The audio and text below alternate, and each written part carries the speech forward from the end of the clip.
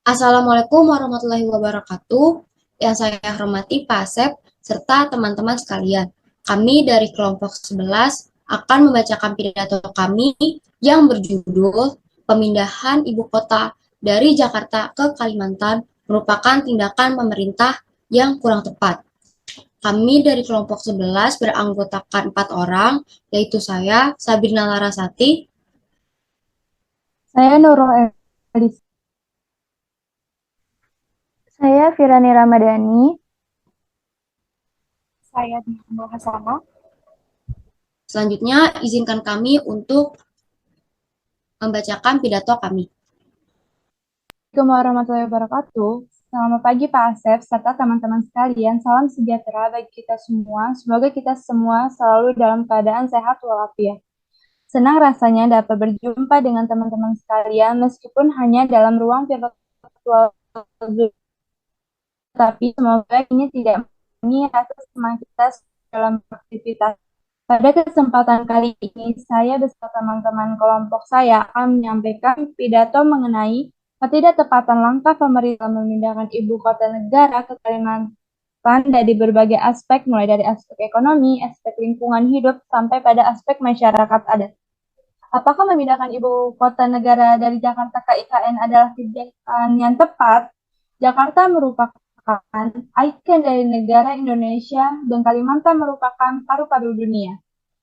Tindakan pemerintah dalam memindahkan ibu kota dari Jakarta ke Kalimantan sangat amat disayangkan. Mengapa? Karena Jakarta memiliki sejarah panjang yang tidak bisa kita tinggalkan begitu saja. Kota ini merupakan saksi sejarah perjuangan bangsa Indonesia melawan penjajah. Berbagai pihak telah menyatakan penolakannya terhadap keputusan pemerintah ini, mulai dari masyarakat hingga anggota pemerintahan itu sendiri. Salah satunya ialah Wakil Ketua DPR, yaitu Fahri Hamzah, yang dengan tegas menolak pemindahan ibu kota negara ke Kalimantan. Karena Jakarta terlalu bersejarah dengan warisan dari Bung Karno.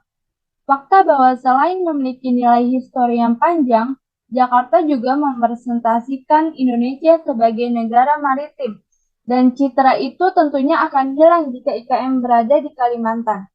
Selain Fahri Hamzah, dukungan terhadap penolakan pemindahan ibu kota juga disampaikan oleh Sugeng Pensiunan Badan Pemeriksa Keuangan dan anggota Komisi 4 DPR RI Johan Lusihan yang menganggap pemindahan IKN ke Kalimantan akan berisiko merusak lingkungan hidup dan habitat flora fauna melalui berbagai pembangunan yang pastinya akan dilakukan jika ibu kota kita pindah. Seperti yang teman-teman ketahui, hutan Kalimantan merupakan paru-paru dunia yang menghasilkan oksigen dan berbagai kebutuhan bagi kelangsungan hidup semua makhluk hidup. Nah, pemerintah justru berencana membangun IKN tepat berada di atas ekosistem mangrove primer yang merupakan kawasan konservasi di mana ekosistem ini memiliki fungsi ekologis sebagai dari bahaya banjir dan pasang. Oleh karena itu, pemindahan IKN dari Jakarta ke Kalimantan merupakan proyek yang dapat merusak lingkungan hidup dan menciptakan bencana lingkungan. Sekarang saja di Kalimantan sudah terjadi banjir, apalagi nanti ketika ibu kota kita pindah ke Kalimantan.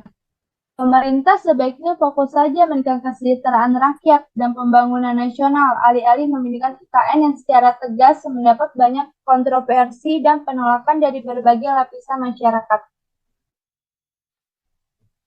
Teman-teman sekalian, kebijakan pemerintah mengenai pemindahan ibu kota dapat dikatakan sebagai kebijakan yang tidak tepat, karena kebijakan ini dianggap sebagai wujud pelarian diri dari pemerintah terhadap permasalahan di Jakarta, terutama permasalahan lingkungan hidup. Wahana lingkungan hidup dari datanya di sini, Walhi Jakarta menilai pemindahan IKN tidak akan berdampak signifikan pada penurunan masalah lingkungan hidup di Jakarta. Sebenarnya, akar masalah yang mengancam Jakarta justru berada di tangan pemerintah, di mana pemerintah yang gagal dalam merencanakan tata ruang, menyediakan layanan pipa air bersih, dan melakukan penegakan aturan terkait ekstraksi air tanah dalam aquifer untuk sektor komersial dan industrial. Teman-teman sekalian, dengan demikian apa artinya? Artinya pemerintah tidak memberi kebijakan berupa solusi untuk permasalahan di Jakarta, namun malah membuat kebijakan berupa pemindahan ibu kota mengenai pemindahan ibu kota yang tidak jelas urgensinya. Padahal, selain itu, wilayah DKI Jakarta yang rawan banjir dan memiliki tingkat kemacetan yang tinggi ini menjadi alasan yang kurang tepat untuk dijadikan alasan pemindahan IKN. Teman-teman sekalian, haruskah pemerintah buru-buru mengadakan pemindahan ibu kota ke Kalimantan yang padahal masih banyak permasalahan di ibu kota yang harus dibenahi? Apakah kebijakan ini menjadi sebuah solusi? Teman-teman sekalian, jika dikatakan bahwa pemindahan ibu kota ini sebagai solusi dari permasalahan lingkungan hidup di Jakarta, saya rasa kebijakan tersebut tidak tepat. Karena pasca pemindahan ibu kota pun, kelak Jakarta masih diwacanakan sebagai pusat bisnis dan jasa global, di mana kebutuhan terhadap ruang dan bangunan akan terus tinggi di wilayah Jakarta. Dan wacana pemulihan lingkungan hidup di Jakarta menjadi semakin sulit dibayangkan. Dan kegagalan pemerintah juga tercermin dari minimnya kawasan imbuhan air tanah, karena sekitar 64 sampai dengan 92% merupakan tutupan lahan atau terbangun di atas tanah Jakarta. Hal tersebut tertera dalam data lahan hidup DKI Jakarta. Teman-teman sekalian, usaha pemerintah dalam memindahkan ibu kota negara ke Kalimantan sungguh meresahkan masyarakat adat yang ada di sana. Karena seperti yang kita ketahui, bahwa Kalimantan tercatat sebagai wilayah menjadi tempat tinggal masyarakat adat secara turun-temurun. Lokasi IKN sendiri bukan sekedar lahan kosong.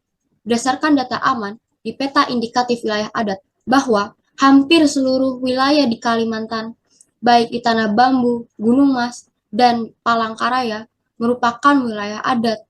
Sehingga sudah dapat kita perkirakan jika sedikitnya akan ada 20.000 masyarakat adat yang terbagi dalam 21 kelompok atau komunitas adat, yaitu 19 diantaranya di Penajam Pasir Utara dan 2 di Kutai Kartanegara akan ikut tergusur. Yang mana seluruh masyarakat adat ini tentunya menggantungkan hidup mereka pada alam Kalimantan yang akan pemerintah gusur demi terlaksananya mega proyek IKN ini. Bukankah masyarakat adat ini harusnya kita lindungi? Teman-teman sekalian, tanah yang pemerintah jadikan wilayah IKN itu adalah tanah komunal, yang artinya tanah tersebut dimiliki secara bersama sebagai milik adat. Apakah pantas pemerintah merebut hak masyarakat adat hanya demi memindahkan ibu kota dari Jakarta ke Kalimantan? Ditambah lagi, jika kita melihat sejarah ke belakang, pemerintah dapat dengan mudah memberikan hak konsesi kepada sejumlah perusahaan agar dapat menebang hutan Kalimantan. Tidakkah cukup pemerintah telah mengalih fungsi hutan tropis Kalimantan menjadi lahan perkebunan sawit? Lalu, kenapa masih tega pemerintah menambah luka kembali pada masyarakat Kalimantan dengan menggusur wilayah adat dan menjadikannya wilayah ibu kota negara baru? Pemerintah tidak perlu memaksakan diri menggunakan banyak APBN untuk membangun ibu kota baru. Anggaran pembangunan dan pemindahan IKN ke Kalimantan diakui oleh Menteri Keuangan Sri Mulyani dari Anggaran Pemulihan Ekonomi Nasional atau PEN. Namun, sebagian akan diambilkan dari APBN setiap tahunnya. Ternyata antara rencana dan realisasi sangat jauh berbeda. Jika semula hanya 490 triliun, sekarang diperkirakan membengkak menjadi 3 kali lipat, yakni 1.470 triliun, di mana sebagiannya akan diambilkan dari APBN. Sementara, tahun ini utang luar negeri mencapai 6.500 triliun, dengan belanja pemerintah untuk membayar hutang mencapai 350 triliun, atau setara dengan 15% penerimaan pajak. sehingga sangat membebani APBN 2022. Teman-teman sekalian, hal ini menjadikan rakyat semakin menderita. Banyak penerima bantuan sosial yang belum terjangkau menerima bantuan dari pemerintah dengan alasan keterbatasan anggaran.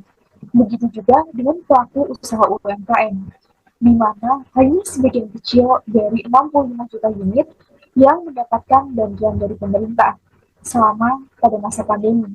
Seharusnya mayoritas anggaran dari APBN diperuntukkan untuk sektor kesehatan dan pemulihan ekonomi, terutama dalam sektor UMKM yang berjumlah 65 juta pengusaha di seluruh Indonesia.